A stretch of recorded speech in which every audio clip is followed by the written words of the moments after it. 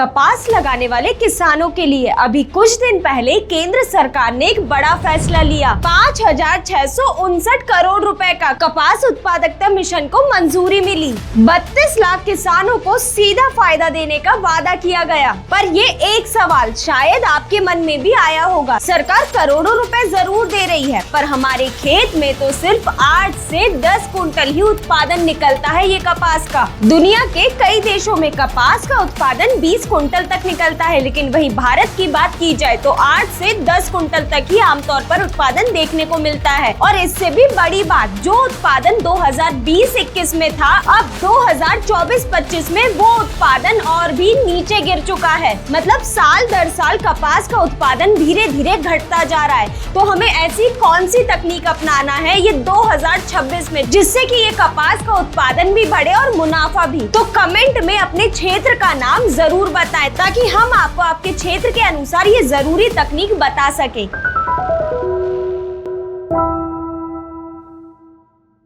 नमस्कार किसान भाइयों, स्वागत है आपका कात्यायनी ऑर्गेनिक्स के यूट्यूब चैनल में। तो चलिए बिना देरी करे इस वीडियो को शुरू करते हैं। आज के इस वीडियो में हम जानेंगे कि कपास की खेती के लिए मिट्टी का चुनाव कैसे करें, बीज को कैसे चुनें और खास तौर पर इस साल कपास की खेती से ज्यादा पैदावार कैसे लें। ये वीडियो मेनली महाराष्ट्र, मध्य प्रदेश, राजस्थान, पंजाब, हरियाणा के किसानों के लिए बनाई गई है, तो इस वीडियो को ध्यान से आखिरी तक जरूर देखें। तो अब बात करते हैं उस एक चीज की जिसे शुरुआत से ही किसान भूल जाते हैं और आगे चलकर जिससे पैदावार कम होती है, वही है मिट्टी का सही चुनाव। किसान भाइयों, अगर आपने बीज सही चुन लिया, खाद पानी भी सही समय पर दे दिया, लेकिन अगर मिट्टी कपास की खेती के लायक थी ही नहीं, तो आप कितनी भी कोशिश कर लें, पैदावार आपको अच्छी देखने को नहीं मिलेगी। और ये बात एमपी के खरगोन, बुरहानपुर, निमाड़ के इलाकों से लेकर महाराष्ट्र के विदर्भ, अकोला, अमरावती और राजस्थान के हनुमानगढ़ जैसे कई इलाकों तक लागू है। वहीं बात की जाए मिट्टी की, तो मिट्टी 3 तरह की होती है, जिसमें से कि सबसे पहली है काली मिट्टी,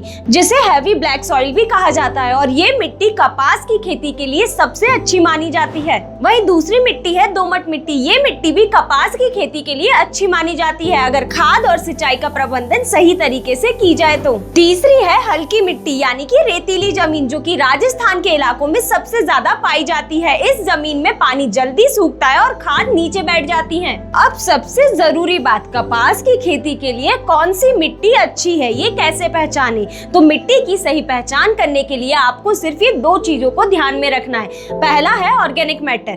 कपास के लिए अच्छी मिट्टी में ऑर्गेनिक मैटर कम से कम 1 से 2% होना चाहिए। और वहीं दूसरी है कैटायन एक्सचेंज कैपेसिटी, जो कि 15 से 30% तक रहनी चाहिए। अब आप ये सोच रहे होंगे कि ये कैटायन एक्सचेंज कैपेसिटी क्या है, तो इसे आसान भाषा में समझते हैं। सोचिए आपके घर में एक बड़ा सा बर्तन है जिसमें आप पानी भरकर रखते हो, और उस बर्तन में खाद यानी कि जो पोषक तत्व हैं वे भरे रहते हैं। तो बर्तन जितना बड़ा होगा उसमें ये पोषक तत्व उतनी ज्यादा दिनों तक टिकेंगे और उतनी ज्यादा मात्रा में रहेंगे। ठीक उसी तरह मिट्टी में अगर ये कैपेसिटी ज्यादा होती है तो जड़ों के आसपास ये पोषक तत्व लंबे समय तक बने रहते हैं और पौधा इन्हें अच्छी तरह ले पाता है। और वही रेतीली मिट्टी में सबसे बड़ी दिक्कत यही आती है कि आप जैसे ही सिंचाई देते हैं तो खाद जमीन के नीचे चली जाती है, जिससे पौधा उपयोग नहीं कर पाता, और भारी मात्रा में खाद देने के बाद भी हमें उतना अच्छा असर देखने को नहीं मिलता है। तो किसान भाइयों, ये तो बात हो गई मिट्टी की। अब सबसे मेन बात करते हैं कपास के लिए सही वैरायटी के चुनाव करने की। अब कपास के लिए वैरायटी दुकान पर लेने जाएंगे तो दुकानदार बोलेगा कि ये वैरायटी बेस्ट है, ये नंबर 1 वैरायटी है,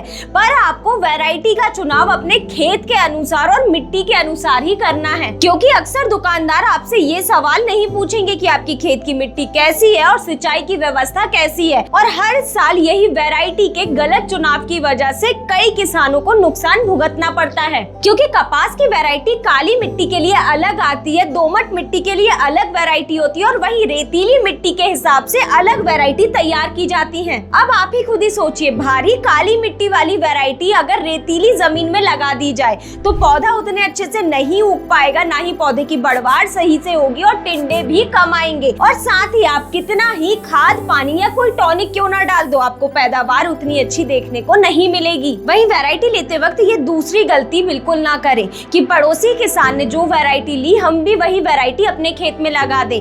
ये गलती अक्सर किसान हमेशा करते हैं, क्योंकि वे पड़ोसी की वैरायटी देखकर ले तो आते हैं लेकिन उन्हें उतना अच्छा उत्पादन नहीं देखने को मिलता है। तो आप ये गलती बिल्कुल ना करें। आप अपने खेत की मिट्टी के अनुसार और अपनी जमीन के अनुसार ही वैरायटी का चुनाव करें। वही तीसरी सबसे बड़ी गलती है वैरायटी को बिना अवधि देखे चुनाव करना, यानी कि ये वैरायटी कितने दिन में तैयार होगी ये जाने बिना किसी भी वैरायटी का चुनाव करना। यहीं पे होती है सबसे बड़ी गलती। जो वैरायटी 160 से 70 दिन की है, ये वैरायटी राजस्थान हरियाणा वाले क्षेत्र के लिए अगेती बुआई के लिए बिल्कुल सही नहीं है, क्योंकि इन क्षेत्रों में कपास की बुआई अप्रैल मई तक की जाती है। अगर इन क्षेत्र में लंबी अवधि वाली वैरायटी लगाई तो सर्दियां आते आते फसल अधूरी ही रह जाएगी, पूरी तरह नहीं पक पाएगी। अब सवाल ये आता है कि सही वैरायटी का चुनाव कैसे करें अपने क्षेत्र के अनुसार। तो किसान भाइयों, राजस्थान, पंजाब, हरियाणा वाले क्षेत्र में कपास की बुआई अप्रैल मई में की जाती है, तो आप इन क्षेत्रों में कम अवधि वाली वैरायटी का चुनाव करें, यानी कि जो 150 से 160 दिन में तैयार हो जाती हैं,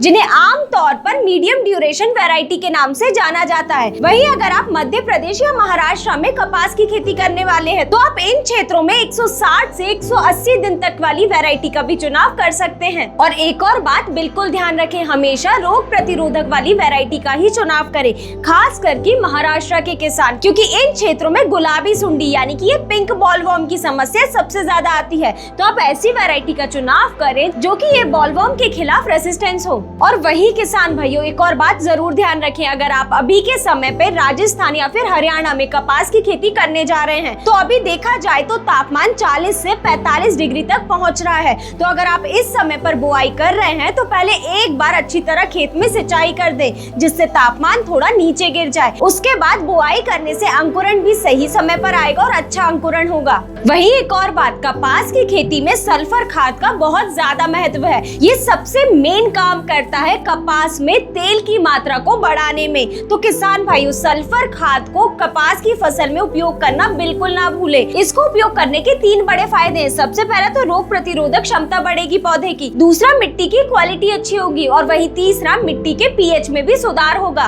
वहीं कपास की खेती के लिए दूसरा सबसे जरूरी पोषक तत्व है मैग्नीशियम, और मध्य प्रदेश और महाराष्ट्र की जमीन में यही मैग्नीशियम की कमी सबसे ज्यादा देखने को मिली है। तो आप इसे नजरअंदाज ना करें, क्योंकि अगर पौधे में मैग्नीशियम की कमी होगी तो फोटोसिंथेसिस प्रक्रिया यानी कि प्रकाश संश्लेषण प्रक्रिया पौधे के अंदर अच्छे से नहीं हो पाएगी, और जिस वजह से शुरुआत से ही पौधे की अच्छी बढ़वार नहीं होगी। तो इसे मैग्नीशियम की कमी को पूरा करने के लिए आप मैग्नीशियम सल्फेट को 10 किलो प्रति एकड़ के हिसाब से उपयोग में लें, और इसके साथ ही आप ऑर्गेनिक पोटाश या फिर प्रोम का भी उपयोग करें। इससे इन खादों का असर कई गुना बढ़ जाएगा और साथ ही में मिट्टी की जल धारण क्षमता भी बढ़ेगी। तो किसान भाइयों, अगर आप भी कपास की खेती करने जा रहे हैं तो इन कुछ बातों को बिल्कुल ध्यान रखें। और हाँ, अगर आपको ये कपास मिशन से जुड़ी संपूर्ण जानकारी चाहिए तो नीचे दी गई लिंक पर क्लिक करके आप हमारे व्हाट्सएप चैनल में जुड़ सकते हैं। वहाँ आपको इस मिशन से संबंधित संपूर्ण जानकारी मिल जाएगी। तो अगर आपको ये वीडियो पसंद आई हो तो इसे लाइक करें और अपने अन्य किसान मित्रों के साथ इसे शेयर करना ना भूलें। धन्यवाद।